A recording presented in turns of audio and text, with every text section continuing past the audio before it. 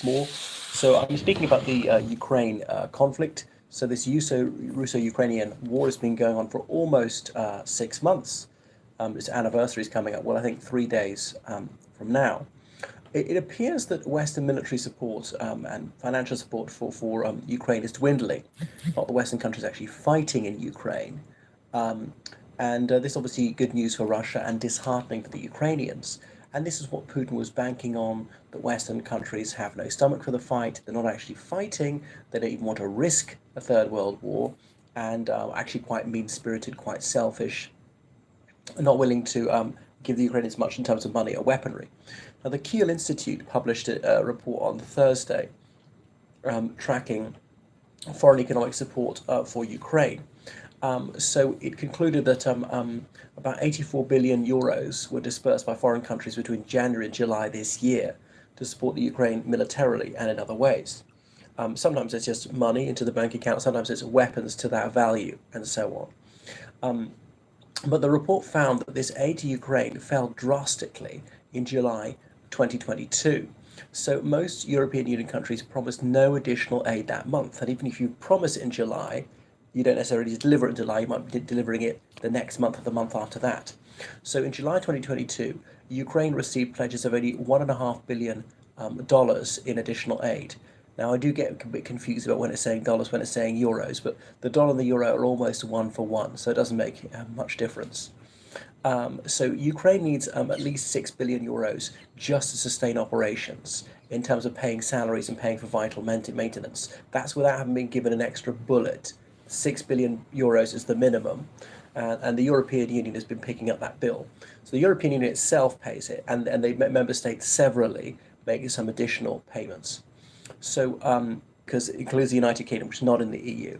So people often mix up European and EU, that's not quite the same. Six largest European countries didn't promise any extra aid in July 22, any more aid than they'd given prior to that point.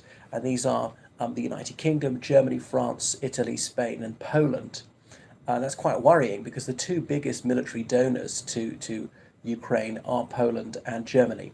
Now, what about the smaller European countries? Yeah, some of them did promise additional aid in July 2022, but these are all countries with a population of under 40 million and that have such large economies can't actually give that much. Norway was the only country to increase aid pledges in July 2022. Others made additional pledges in July 2022, but it wasn't more than they'd given in June. Anyways, thus far in 2022, the United States has given over 40 billion euros. And that is euros, not dollars, I checked. The dollar figure would almost be the same. The European Union and its member states have given over 30 billion euros worth of aid this year. Non-EU countries have given over $10 billion, euros worth of aid in 2022. So the biggest single donor by far and away is the United States. It seems that war weariness has set in. They've furnished some weapons, they've somewhat depleted their stockpile, and they're reluctant to give more. And obviously, military manufacturing can make more weapons, more rockets, and so on, but only not at the rate they're being used up. Now, could they build more factories and so on, massively ramp up production? They probably could, but they're not setting themselves on a war footing. So European countries they're distracted by their domestic discontents. They are suffering rampant inflation and galloping energy price rises. So Russia is hoping that this will make European countries and the United States amenable to compromise in the longer term, that they won't go the distance, and that might well pay dividends for Putin.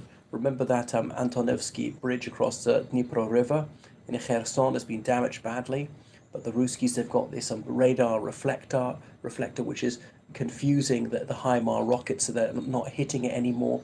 It's damaged, it's usable, certainly by ordinary vehicles, maybe not by heavy vehicles, usable on foot. They've got pontoon bridges, so it looks like the 20,000 Russians in Kherson won't be cut off after all. The Russians have reinforced it, but because they had to reinforce it, then they've had to really slow down operations in the Donbass region, have not taken the whole of the Donbass.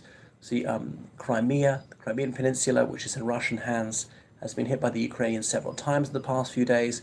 We're not quite sure, are there special forces, undercover operatives setting off bombs there or something like that? It doesn't appear to be rockets or missiles, because when you see videos of it, nothing's coming in right before the explosion.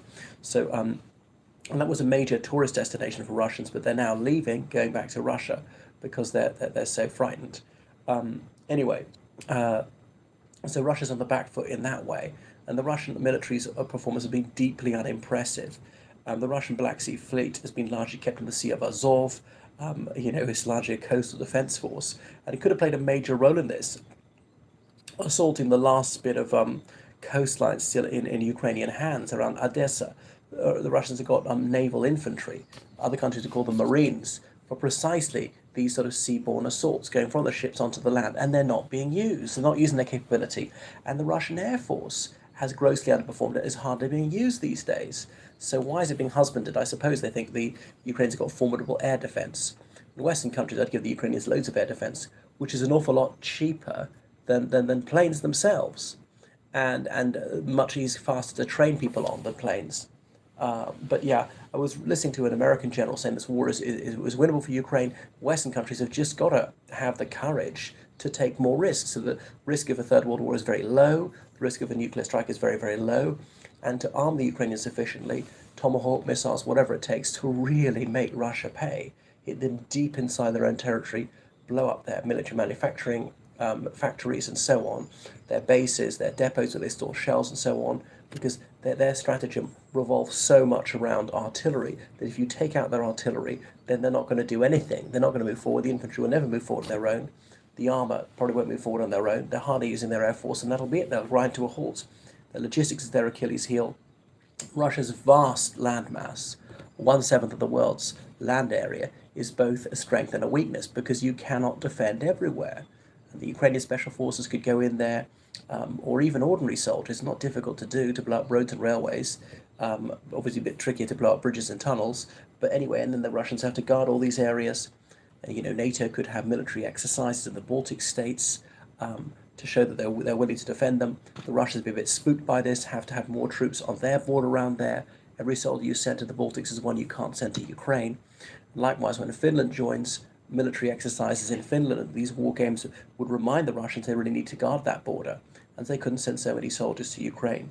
So why is Putin not order a general mobilization? Because he knows it would be unpopular. Some of the Moscow elite, they're all for this war, but they're not having their boys sent to be killed. It's okay if the working class get killed, if the ethnic minorities get killed, if Hicks from the remote regions, if they get sent to their death in Ukraine, then wealthy Muscovites are fine with that. But these well-heeled people in Moscow, they will not have their sons sent into the meat grinder. But if we raise the stakes, if we make this so painful, so bloody for Russia, that the Moscow elite see that their son is going to be sent to his death, at that point the war will end. They won't allow Putin to continue. Right, so thank you so much for watching my channel. Please subscribe on Patreon, follow me on all sorts of social media, and donate on PayPal, georgecallahan79@gmail.com. Goodbye.